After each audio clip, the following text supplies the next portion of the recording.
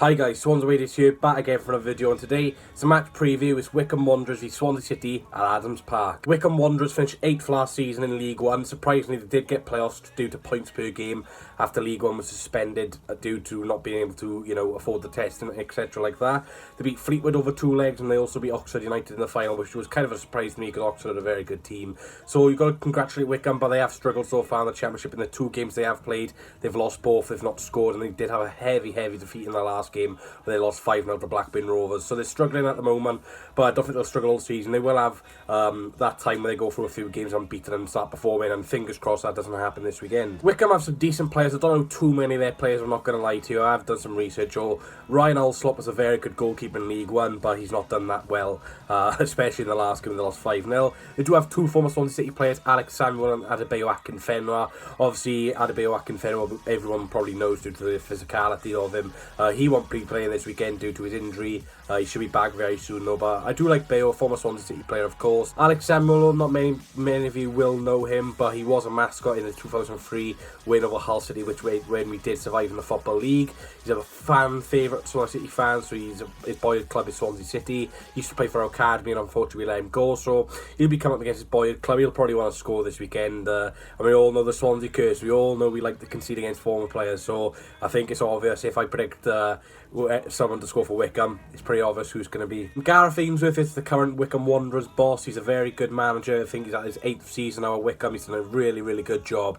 Last season they were one of the favourites to get relegated from League One and actually got promoted. So you've got to give it to them. The style of play is not the best. It's quite, a physical style of play, quite a long ball, direct style of play. They don't play across the floor. So defensively, we're going to have to be aware tomorrow. Set pieces, we're going to have to be really good at defending. And I think if we can defend set pieces, defend the long balls, then we should be in cruise control of this game. But the Swans, we did get playoffs like Wycombe last season, but it was obviously the Championship playoffs, and unlike Wycombe Wanderers, we did not progress to the final. We currently sit 8th in the division after 4 points so far. We beat Preston, obviously, and drew to Birmingham.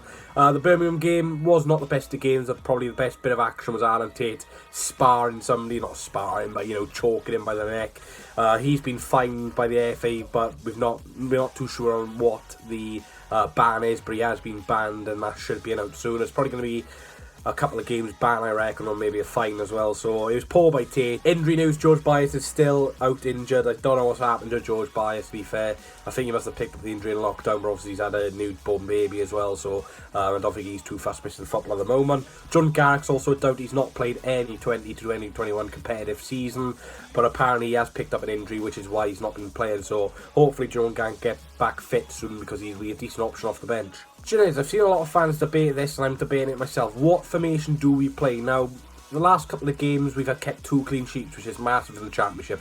The 5-3-2 system, the 3-5-2 system, whatever you want to say.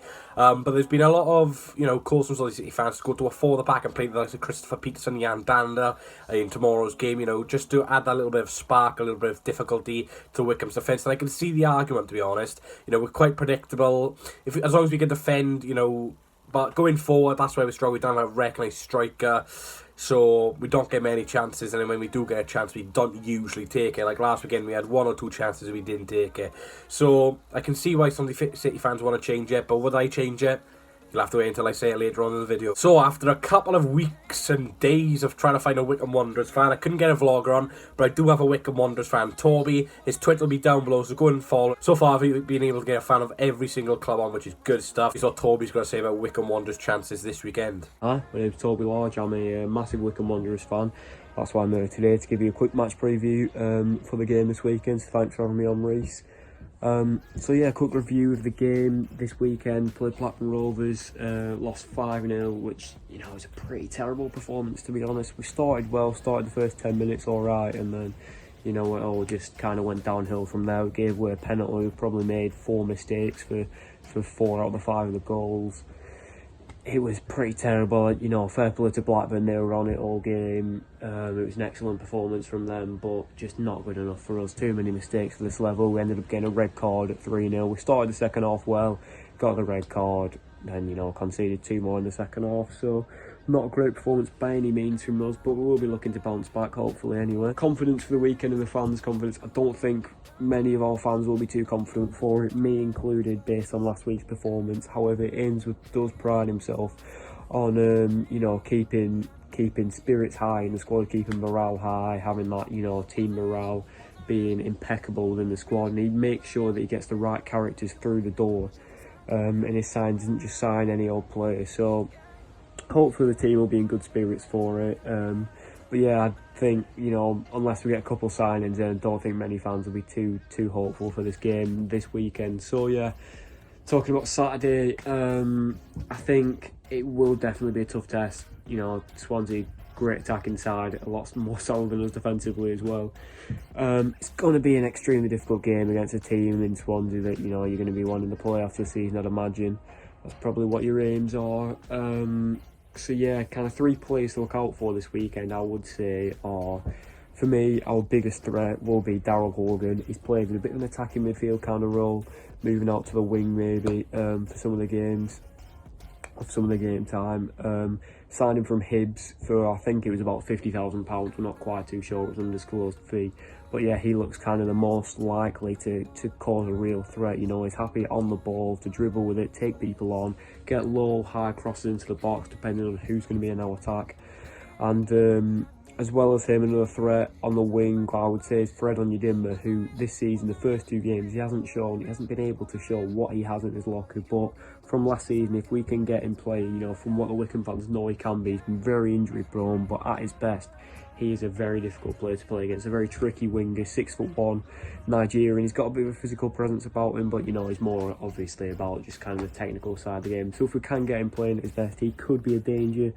And then I have to say as well, another attacker, possibly making his full debut this weekend. I would expect him to start. It's Uche Piazzu. He only came on for his proper debut this weekend against Blackburn, but he looked a threat the second half when he came on. He made stuff happen more than any other players did anyway. Went very close to getting a debut goal on his weaker side, cutting in from outside the box. So yeah, he put in a good shift, a promising shift this weekend. So I would say he'll be one to look out for. 6'3", target man striker. He'll be looking to ruffle up some feathers, take 2 defenders out of the game and hopefully lay it off for players like Fred and players like Horgan, who can maybe do some damage. Well, that's hopefully speaking anyway. So my score predictions for the weekend, I'll give you 2 different predictions. One which is my hopeful prediction that's probably unlikely to happen, but I would say fingers crossed we can hold you out for a 1-1 draw, just kind of sitting back, maybe get a goal on the counter, just through. We like to play a bit of a pretty high press, but we've got our 2 main defensive midfielders missing in Dom Gape, who's suspended, and Thompson, who's injured, so we're playing 2 attacking midfielders in that position, in Patterson and Bloomfield at the minute, who are very much struggling to cope at this level. But possibly Thompson might be back if we can pull off, if Ainsworth gets his plan right for the weekend, then maybe we might be able to pull off a draw. But I think realistically it's going to be something like a 3-0 loss for Wycombe. That's all I can see. I can't see much other than a win to Swansea. So yeah, I think it'll be a real test for us. Just like Blackburn, I think Swansea may be a bit better than Blackburn, but 2 similar standard teams, so I think it's going to be another tough test for us. So yeah, best luck for the season. Thanks for having me on, Reece, anyway, and yeah, take it easy on us this weekend. Make sure you follow him down below on Twitter. We've got their Birmingham score predictions right of a 0-0. So congratulations to Stephen Lewis and Abdul Rahman Alamwikwa. Well done, lads. If you do want to shout in the next video, which I believe will be the Millwall preview, then make sure you comment down below with your score predictions. My score prediction, I'm going to go for a 2-1 Swansea City win. Scorers, well, let me say my team first. In goals, I'm going to go for Freddie Woodman. Back 5 of Connor Roberts, Ben Cabango, Joe Rodon, Mark Geehee, Jake Bidwell. Midfield 2 of Morgan Gibbs and Matt Grimes. In the central attack midfielder position, I'm bringing Jan Dan for Corey Smith. And up front then, Jamal Lowe and Andre. I'm going to go for Andre with both the goals for Swansea. And for Wycombe, I'm going to go for Alex Samuel. You just got to, don't know. But the reason why I'm bringing Jan Danver and taking Corey Smith out is nothing against Corey Smith. He's done a good job so far for us. But I just don't think we need to see 2 defensive players in that middle of the park with Matt Grimes and Corey Smith. I just don't think we need 2 defensive midfielders when we got a back 5 as well. I just think it'd be stupid. And, Wycombe, they're not the most attacking team. They're going to defend. They just want to get a point on the board, keep a clean sheet maybe. So we've got to go attack it from the off and get an early goal and seal the game. That is the reasoning why I'm bringing in Jan Danda for Corey Smith. So thanks guys for watching. Please hit a like button, comment, subscribe, let me know what your score prediction is this weekend. Big shout out to Toby as well for coming on. His Twitter will be down below. Watch along will be on tomorrow, 20 past 12 PM. So thanks guys for watching. Come on the Swans, and I'll see you in the watch along tomorrow. I need a one more chance. Oh baby, let me show you. I need a one more chance. Oh.